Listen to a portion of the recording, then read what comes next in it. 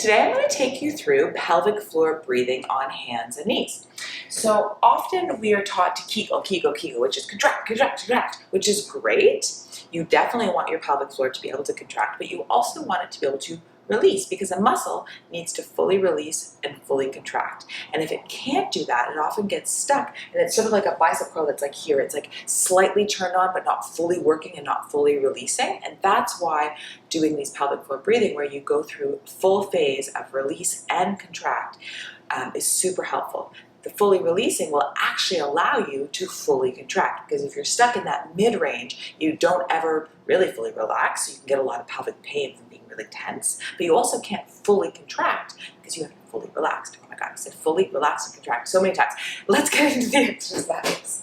So you're going to be on hands and knees, and you're going to take a deep breath in. And when you breathe in, you're going to feel air go into your butt. So obviously air doesn't actually go into your butt, but you feel the release because the diaphragm pushes down. So your diaphragm descends into the pelvis, and then that means all of the muscles and the organs, everything descends down as well.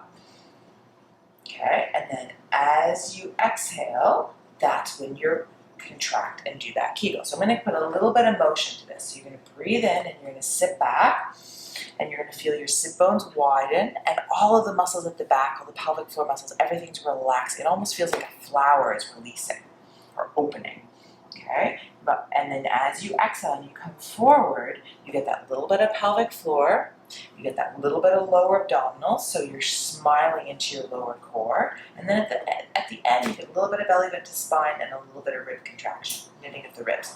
I'll try it again, I'll cue it slightly differently. Okay, so you breathe in, you sit backwards, your sit bones widen, you feel all the muscles in the butt release. Okay, make sure you're not arching your back. There's no arch, so you're just dumping. You don't want to sort of dump, you want that slight connection, right? Neutral spine. And then as you come forward, you get that little bit of the pelvic floor, okay? And then you are pulling your lower abdominal muscles wide to your hip bones, or you're thinking about pulling your low abs away from your pants. And then your slight rib knitting at the front and slight contraction of belly button to spine. It's all very slight and small. Okay, so I'm going to try it again. So you're going to breathe in, expand into the pelvic floor, diaphragm goes down, so you feel everything descend. Exhale, contract.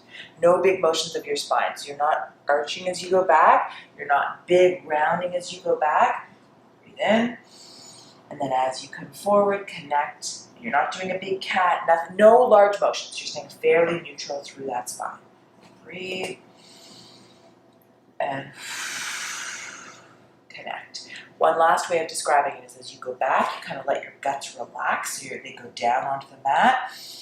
Everything expands at the back, and then as you come forward, you kind of pick up your guts, put them into your pants, and slight contraction. So give that a try, and let me know what you think.